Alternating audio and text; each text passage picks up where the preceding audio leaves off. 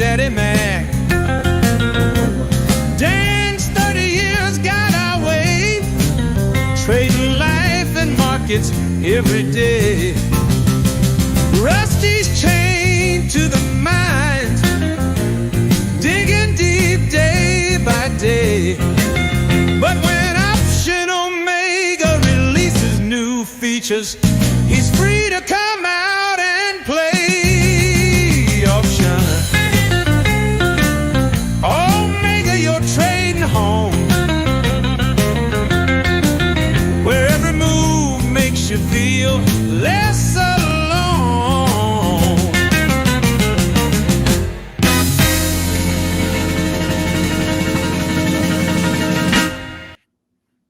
Good morning, everybody.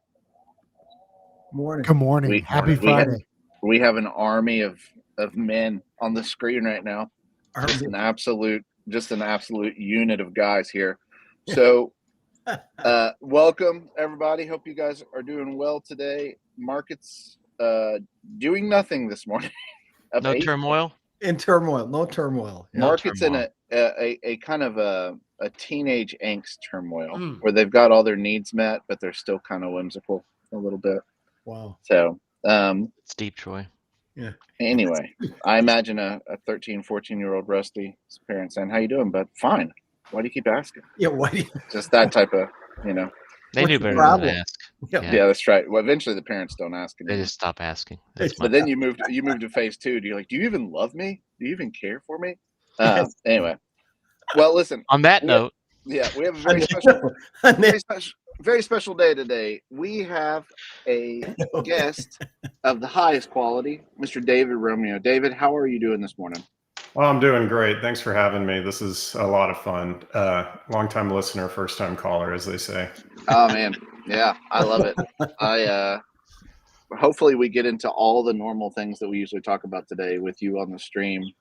Haven't talked about aliens in a while. Could use this opportunity. Good opportunity to revisit tree planting, Troy, and Kawhi Leonard. Well, that's true. That's true. David, tell me a little bit about yourself. Where are you from? What do you do? Who the heck are you? Well, I live in Dallas, but by way of Tennessee, lived in Tennessee for a lot of years outside of the Nashville area before moving to Dallas. I'm the head of innovation for a company called Aleda. We're a IT and digital consultancy, and Rusty, try not to cringe when I say we do a lot of AI work for clients nowadays. So I'm looking forward to maybe having a chat with you on that as we get further into this. But no, I mean, I lead a team that's global. We got about 350 folks across the globe, helping our clients build software and solve their hard technical problems. And then by way of evening, I'm a options trader, and found y'all about 3 or 4 months ago, and fell in love with the platform and the back testing and the ethos behind everything, and had quite a journey to get there, with a lot of successes and quite a bit of failure. So I'm glad to be where I am right now. How long did you say you've been trading options, and what got you into options? Like where'd you come from with that? I would wager I'm not too much unlike other folks, where I got started with Robinhood way back in 2019. And so I placed my first trade kind of the end of 2019, not really knowing what I was doing, looking at the app going, oh, it's got to be easy. This is going to be easy money. I'm on my way to make it.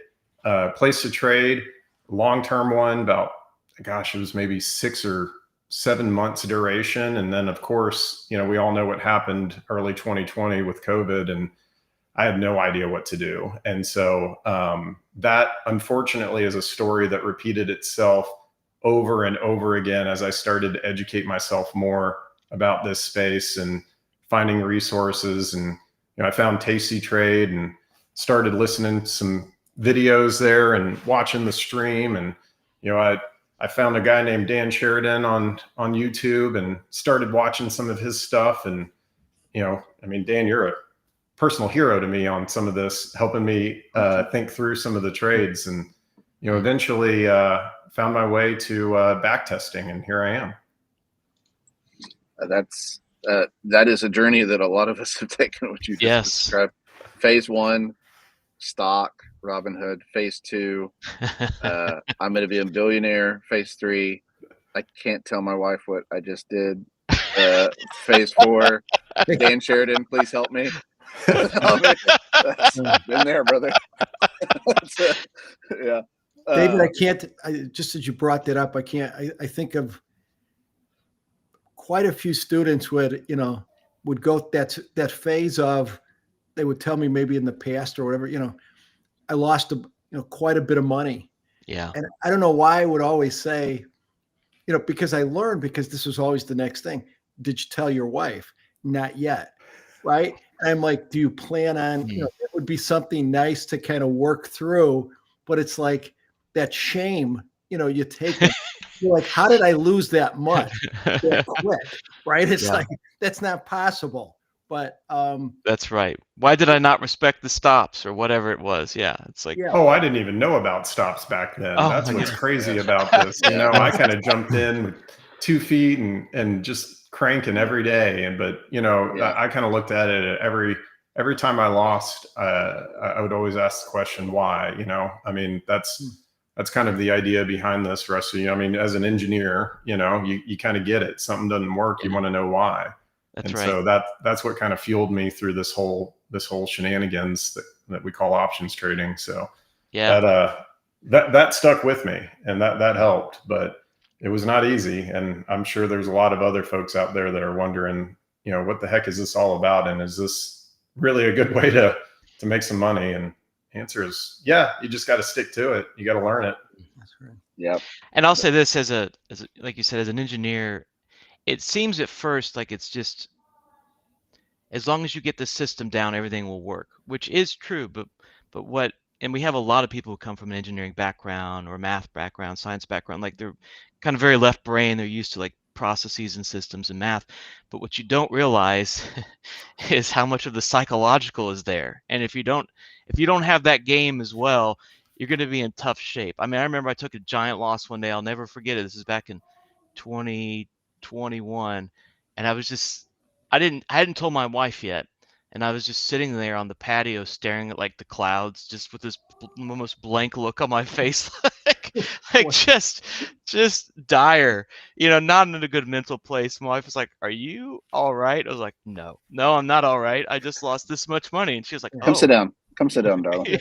Yes. Let me tell you a story. Let me tell you a story.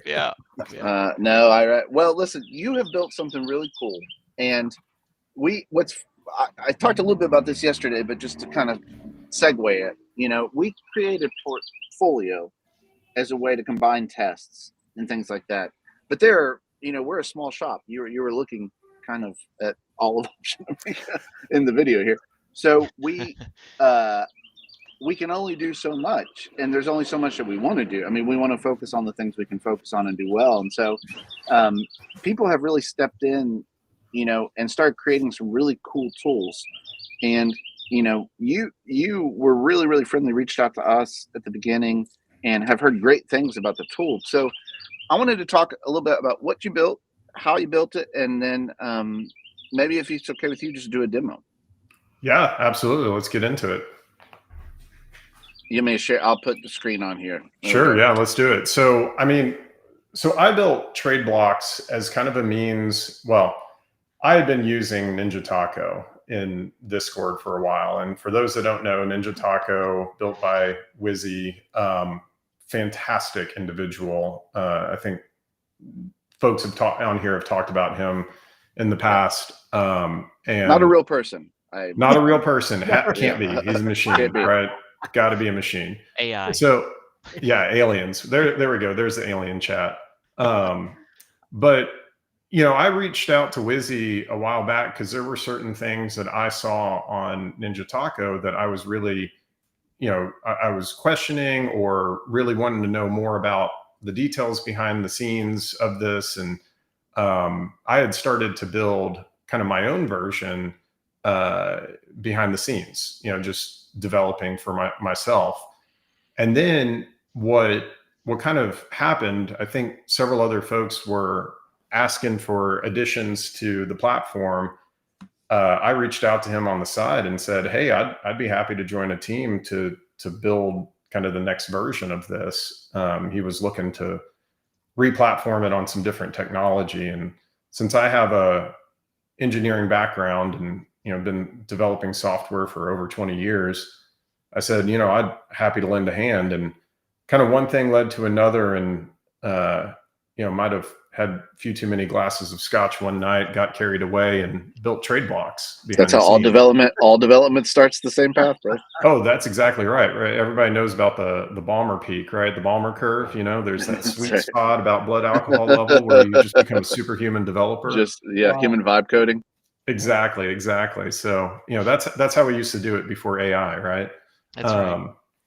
But what kind of started out as a side project for me is kind of turned into a minor obsession overnight, where if folks had used this even yesterday, they'll notice that this is a very bit different platform today, just because of the need to scale this up and really be able to take this further. But one of the things that I really wanted to do with Tradeblocks was provide some of those stats and analytics that folks loved from Ninja Taco, but also do it in a way that is open, right? And for those that aren't familiar, this is open source, meaning you can click on a link down here at the bottom to get to the GitHub repo for where this code is hosted. And if you want to know how something works, it's all out there. If you think something needs to work a different way, there's plenty of mechanisms for folks to be able to provide that feedback, or even if they've got a coding background, pick it up and help out.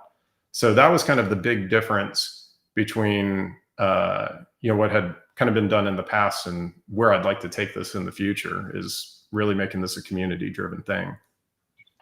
I love to see it. Guys, any questions before I just say keep going? Keep going, man. Awesome.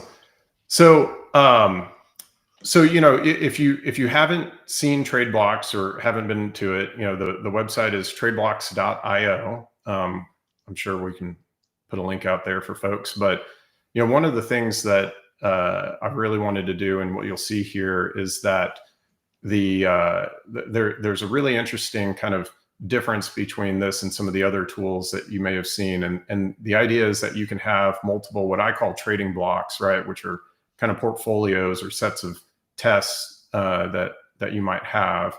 And you can create as many of these as you want. So, just a name, you don't even have to put a description in, but all we need is the trade log. And so this should work with both back tests, individual back tests, and portfolios. Now on portfolios, there's the option to upload the daily logs, and that helps with some other options we'll kind of get into when we talk about the position sizing and the Monte Carlo simulations that exist behind the scenes on some of these features in the tabs. But one thing that's important here that I wanted everybody to kind of know is that everything that you would trade in here, or you add to this this log here, this is all local for you, meaning that there is nothing uploaded to a server. And if you don't believe me, again, kind of go back and take a look at the code behind the scenes, and you'll see that there's no backend, there's no database behind this. So I'm not trying to steal anybody's tests. I don't, I'm trying to work on my own, right? And for sure. Really want to make sure that everybody feels safe and kind of secure when they're uploading, their preciously held back tests and things that they've been working hard on, They're precious. Exactly. Precious. And so, just kind of keep going on this one. The idea is that you can have as many of these as you want. These are all stored locally in your browser. And so you can activate them at any one time. And where it really gets interesting is when you start looking at some of the statistics that we have here. So, the main area that people are probably going to be looking at is this, what I call block stats and analytics, right? And really what we're trying to do here is add additional statistics to what you might already be looking at in Option Omega, by looking at it at a portfolio aggregate level, but then also giving you the ability to look at it from an individual trade level. So if you for example, like me, have a JSP strategy, and you're wondering, okay, when I add this to my portfolio, what is this doing? You know, you can click on that and you can kind of see what's happening here. It'll filter down to those individual pieces that you have. And then, you know, on this, you know, there's a lot of statistics on here, and you might be wondering, how do I use any of these pieces? And what I've tried to do is add these little tooltips here for different, with explanations about what's going on behind the scenes. What are the calculations on there? So for example, if you're wondering, you know, what does max drawdown really mean, which I know is something that I probably spent an inordinate amount of time on the help site and within the backtesting boot camp in Option Omega, trying to understand exactly how was this calculated. You can see here, you know, what does this mean, and why is that important for what you're trying to do? And this is kind of a continuing thing throughout everything that you see in Tradeblocks, and kind of the overall ethos on this. I can keep going if y'all want. I'll say that's a really clean UI. I really like what you've done. I like how straightforward it is. To me, I look at this, and I know there's going to be a lot of people who perhaps don't understand every little block, like every little piece of information, but there's a lot to get started for folks to start, you know, chewing on what happens, like you said, when I add this or when I add that. And I think that's really helpful to be able to see the basic, and then sort of get, as you go down, maybe some more complex stuff, right? It seems like the way that you've built it. Yeah, absolutely. I mean, you know, for example, right, you might add something to a portfolio and run it, and you see, you know, the chart just continue up and to the right, but maybe you're not sure exactly what is it doing to when you add that test into your portfolio. And, you know, overall, it might be a net positive on your P&L, but you might not understand, you know, hey, what is, you know, for example, the volatility of this strategy that I add, you know, why is this important? You know, for example, one thing that I was just looking at on one of my small accounts portfolios is what I call profit factor here. And you can kind of see here, you know, I've got a 5.7 DC that I added to that, where it hasn't done very well this year. So, you know, it's interesting because I think it smoothed out a couple of dips that I had on the portfolio curve. But if I didn't really dive in and look at that, I might not understand what is it doing net to my overall portfolio. And that's kind of what Tradeblocks is trying to do, is kind of give you some insights and with those analytics into what each strategy or that you're adding in backtest you're adding to your portfolio is. Super awesome. Super interesting. Yeah, I'm curious. You've put a lot into this, obviously. What are your favorite, like, what's your one favorite thing that you're most proud of? Or what's your one favorite thing that you find the most value in? So I think what's most interesting to me is that when you start looking at these things, you know, for example, right, the what I call performance blocks, the charts, there's a lot of interesting detail in here that you can start to get into. So, you know, whether you're looking at like the equity curve from a portfolio standpoint, or if we go back to like that JSP strategy, you might not understand kind of where the risk is. And so, you know, maybe the JSP is not a great example. They've kind of worked out this year, but, you know, if we go back to that 5.7 DC that I looked at, you can see it's entered some extremely long drawdown periods through this equity curve. And so you might be looking at this in isolation and going, this is great. This is a great test, but I don't know, or maybe not. How do I improve it? You know, and that's where some of these elements can come into play. You might look at this and say, okay, well, you know, it's the win-loss streak here is more or less in line with what I'm expecting, but, you know, maybe I've got some issues on my margin utilization. You know, it's great that I'm making money on a P&L standpoint, but if I'm putting a ton of margin into it, you know, maybe I'm limiting the other options that I have in my portfolio because I'm allocating so much margin to one particular trade or another. You know, there are other things in here that are really interesting that you can continue to kind of look at, you know, maybe the return distributions, or, you know, there's particular monthly trends or weekly trends, depending on what's happening. And so the idea is that I'm trying to add as many different things in here tools for people to use, with the explanations on maybe how to think about this tool being used in your portfolio. So for example, if you look at like a return distribution, are you getting small wins or is it the big winners, right? How does that end up helping you out? Is there a tail, so to speak, on some of these that you might want to be paying attention to? Hey, the back test looks great on paper, especially when added to a portfolio, but there might be some hidden risk in there if you're not paying attention. I did see someone in chat talk about Kelly and position sizing. Yeah, I think this is really interesting to me because when you start adding things to a portfolio, one of the questions that I certainly had early on was, how do you size them? How do you determine what the right allocation to be able to, for your overall, net liquidity do you put on something like this? And, there's a lot of different strategies for that I found. There's, hey, the psychological strategy, I'm going to size this based off of a, max drawdown or what my total risk is. There's another way to look at it that, if for folks that aren't familiar, is called Kelly sizing. Now Kelly's an interesting thing because Kelly is statistically optimal, but it's probably psychologically wrecking. Kelly's, that's a way. Full Kelly is. You never go full Kelly. You never go full Kelly. No. And there's That's right. I don't want to hijack it, but I do want to talk. This is important, so I think it's worth talking about just for fun. Troy, this is your baby. You love Kelly.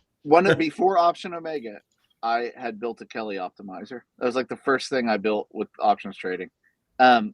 Kelly is, for those who don't know, you should read about it. Fortune's Formula is actually written in a way of like a crime novel almost about how this was developed.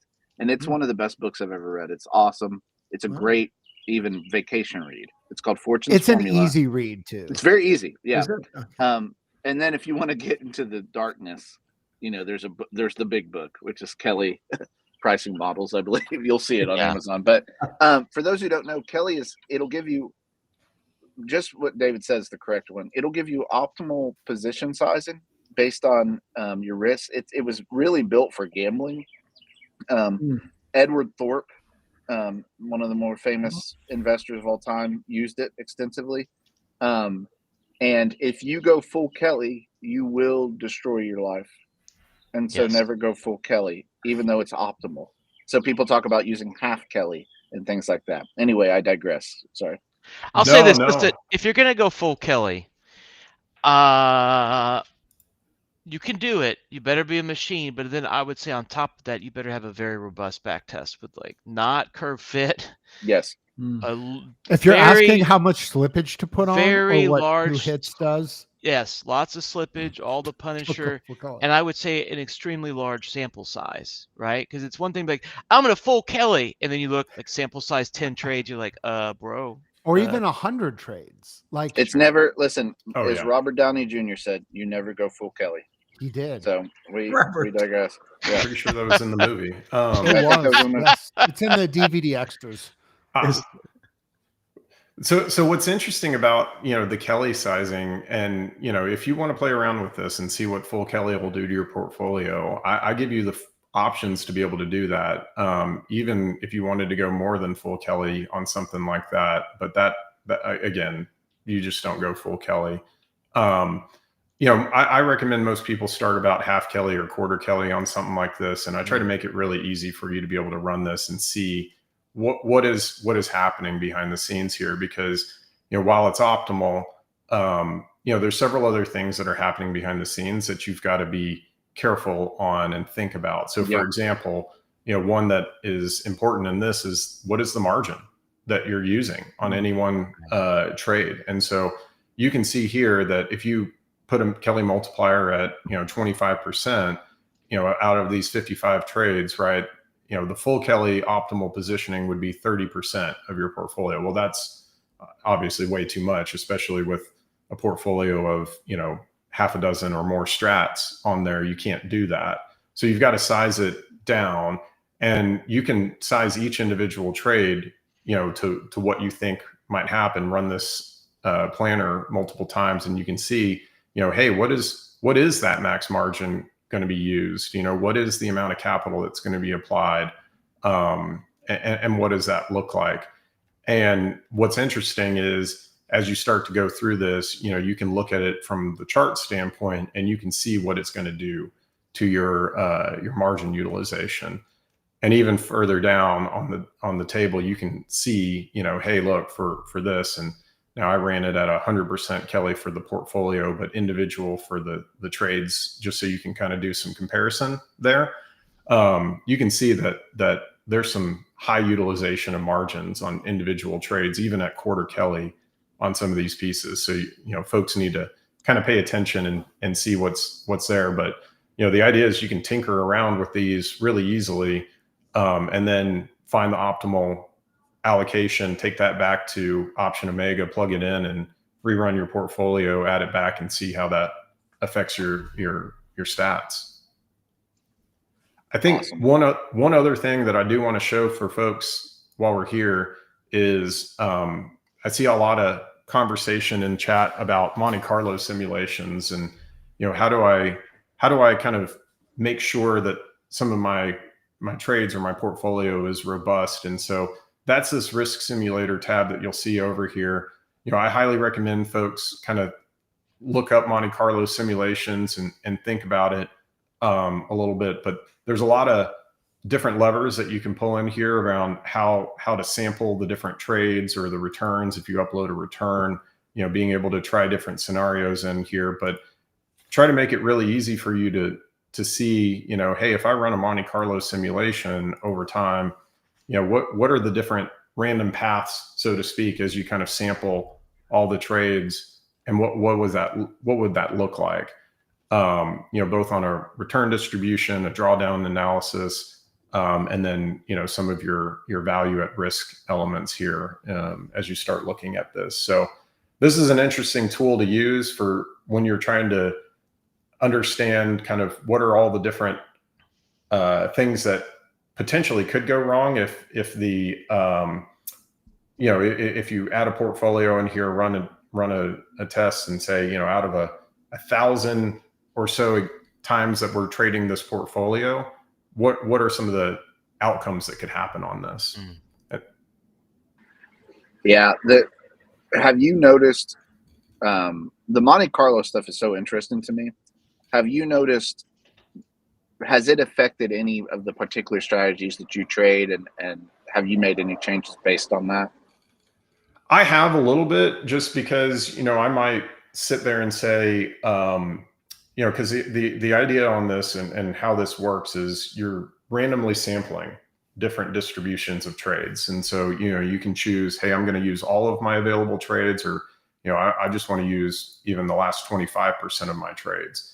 And so what's interesting about this, especially if you run a portfolio for a longer period of time in Option Omega, this can really help you understand kind of, random walk, right? You're randomly kind of navigating through these trades. How could things go wrong? And so I use it more of a warning sign, a slow down sign, Troy, than anything else, which might say, hey, in combination with Kelly sizing, maybe I've sized something too big. Maybe I've gone too aggressive on the portfolio, or maybe, back to kind of something we talked about at the beginning, that it might be, hey, what are the expectations, realistic expectations you might have for a portfolio? Because, this is, hey, what could go wrong?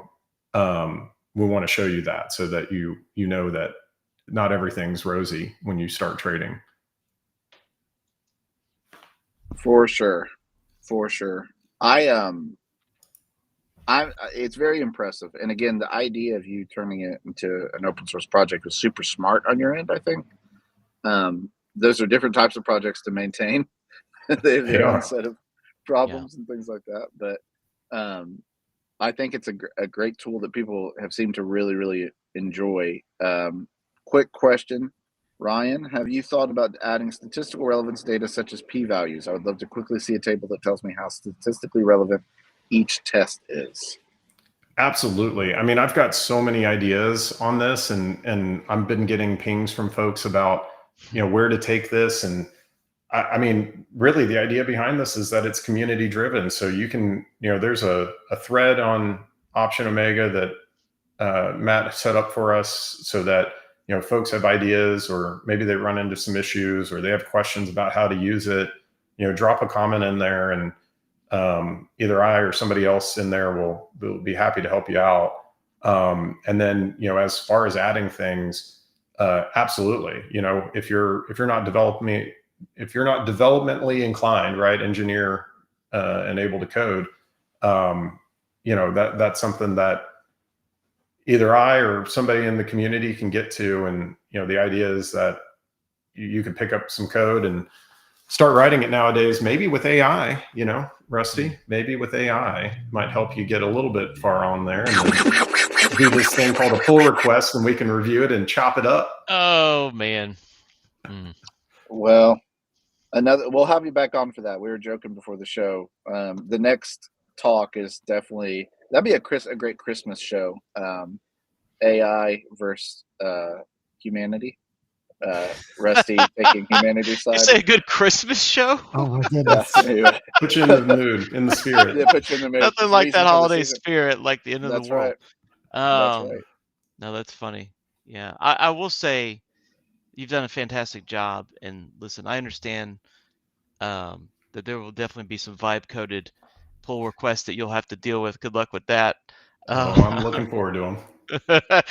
You can spot them though, right? Like it's funny. The funny thing about it is that I don't know what it is, and it's almost like an intuitive sense, having done this, 20-something years, but also is that you could just kind of spot. You just see the code and you know that it's been AI generated, at least for now, right? Who knows what we're going to be saying in 6 months, but for now I can see it, and I can kind of see what it's doing well and what it's doing poorly, and adjust it. So I'm sure that you'll get probably some decent submissions. There's something to work with, and you'll get some trash stuff where you'll have to probably say no thank you. But yeah, absolutely. I mean, I want to encourage everybody to, even if you don't know how to code, picking up some of these tools and trying it out. And if you've got an idea, there's nothing better than using some, in my opinion, using some of these coding tools, vibe coding an idea out, and then that gives the ability for me and the community and everyone else to provide feedback. And maybe the calculations might be off or something like that, but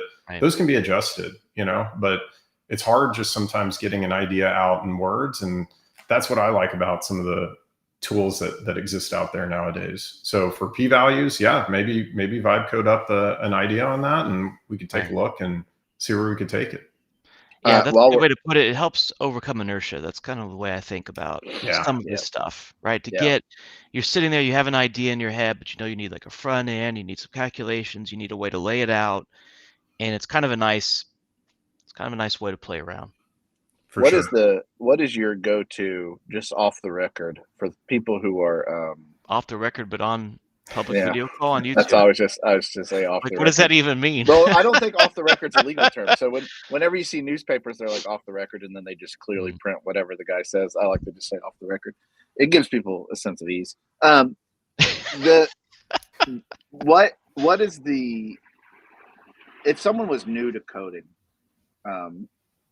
what is the best tool you've found so far in AI world that is good at it? Because there are wildly different takes on this. And so I thought it'd be interesting.